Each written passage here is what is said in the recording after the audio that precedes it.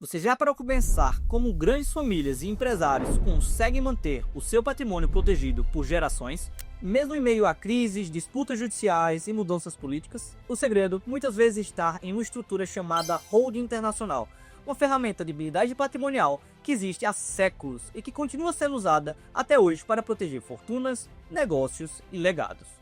Quando falamos em blindagem patrimonial, muitas vezes a gente pensa em algo novo, moderno, quase como um truque de advogado. Mas a verdade é que essa prática é extremamente antiga, ela existe desde os tempos do Império Romano. Foi aperfeiçoada ali na Inglaterra medieval durante as Cruzadas e atravessou os Estados Unidos no século XVIII. E chegou até nós uma estrutura contemporânea com as famosas LL6, criadas em Wyoming em 1977. Ou seja, blindagem patrimonial não é moda, é uma tradição.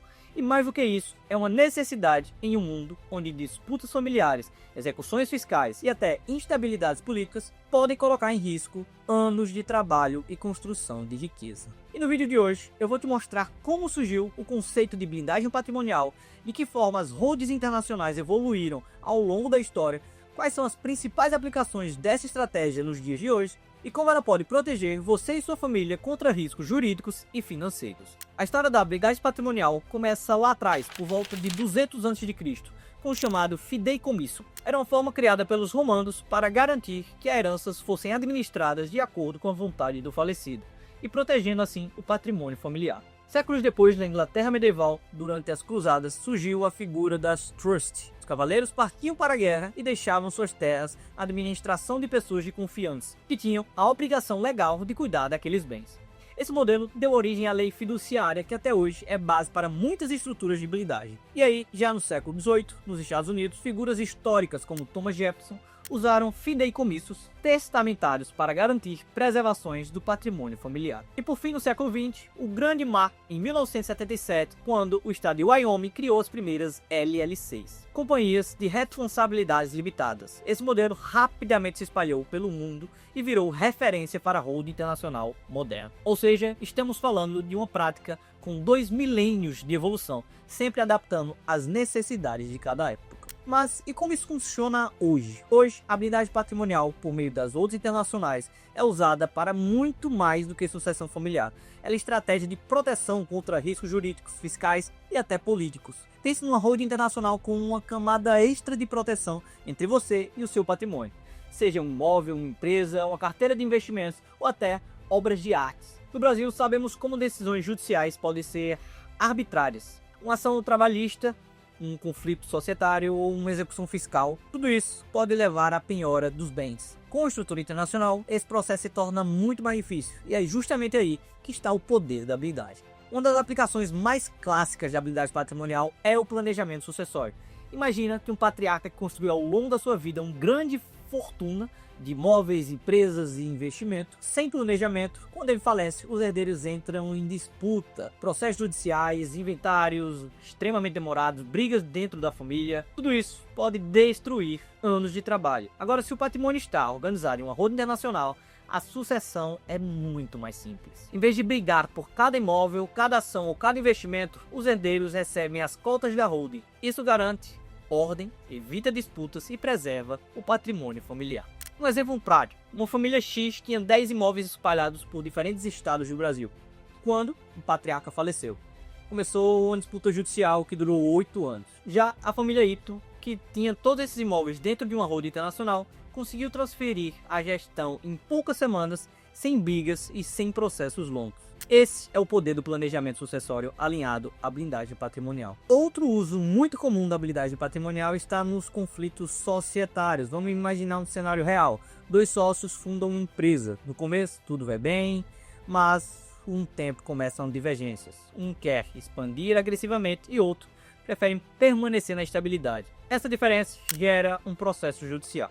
No Brasil, esses conflitos podem levar a penhoras e até bloqueio dos bens dessa sociedade. Agora, quando esses ativos estão protegidos dentro de uma holding internacional, a disputa muda completamente de cenário. A holding funciona como uma barreira. Mesmo que haja conflito entre os sócios, o patrimônio protegido no exterior fica muito mais difícil de ser atingido por decisões judiciais.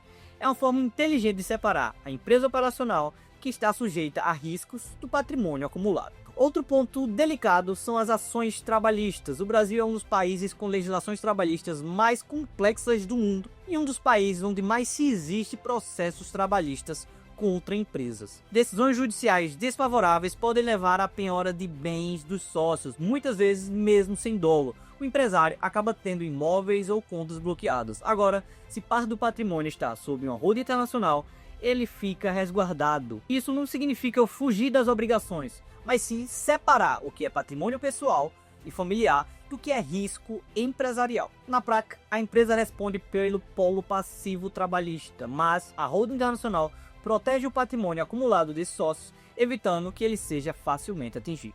E as execuções fiscais? Esse é um outro cenário muito comum. Um problema tributário, uma interpretação diferente da receita, de repente você está diante de uma execução fiscal. O risco de perder o seu patrimônio para quitar uma dívida. Com blindagem patrimonial, essa possibilidade fica muito mais restrita. A estrutura internacional cria barreiras legais que tornam a execução muito mais difícil. E não é segredo, no Brasil, muitas vezes a execução fiscal são pesadas e podem acabar com o trabalho de uma vida inteira. Por isso, empresários com patrimônio relevantes buscam essas estruturas como forma de ter mais segurança. Existe ainda um outro ponto delicado, que são apreensões judiciais por motivos políticos e ideológicos. Vivemos em um mundo polarizado. Empresários, influenciadores e até cidadãos comuns podem sofrer bloqueios e apreensões de bens simplesmente por causa de opinião ou posicionamento político. Nesse caso, a blindagem patrimonial internacional funciona como uma camada de defesa. O patrimônio protegido fora da jurisdição nacional está muito menos sujeito a certas arbitrariedades da nossa justiça brasileira. É a diferença entre perder tudo do dia para o outro ou manter sua segurança financeira mesmo em tempos de incertezas. Vamos resumir as vantagens que vimos até aqui. Primeiro, planejamento sucessório, então evita disputas familiares e garante continuidade do patrimônio.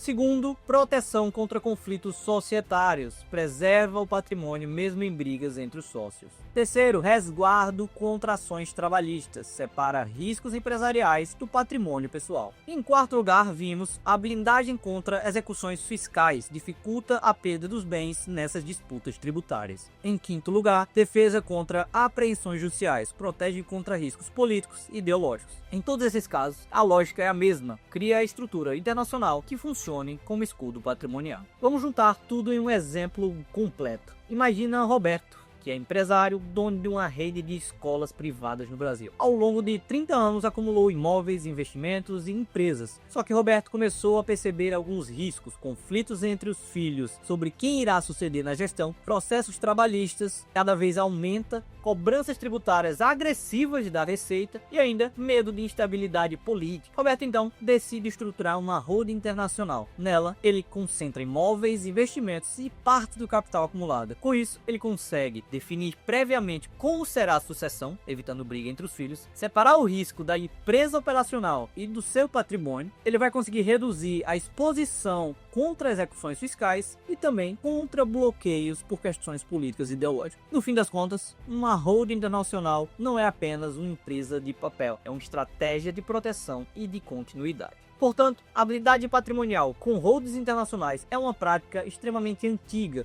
que evoluiu ao longo dos séculos e hoje se mostra mais atual do que nunca. Vivemos em um país de instabilidade econômica, tributária e política, infelizmente. E nesse cenário, quem tem patrimônio precisa estar preparado. Não se trata de esconder bens, mas sim de protegê-los. Não se trata também de fugir das obrigações, mas sim de garantir segurança. E fica a grande lição: quem planeja hoje, protege o futuro amanhã. E eu quero saber de você. Você já tinha ouvido falar do uso de holding internacional para blindagem patrimonial? Acha que faria sentido aplicar essa estratégia na sua família ou no seu negócio? Deixe a sua opinião aqui nos comentários e, claro, não esquece de curtir esse vídeo e compartilhar com quem precisa dessa informação. Além de se inscrever no canal para acompanhar os nossos próximos vídeos sobre internacionalização de empresas, proteção patrimonial e tudo do mundo offshore.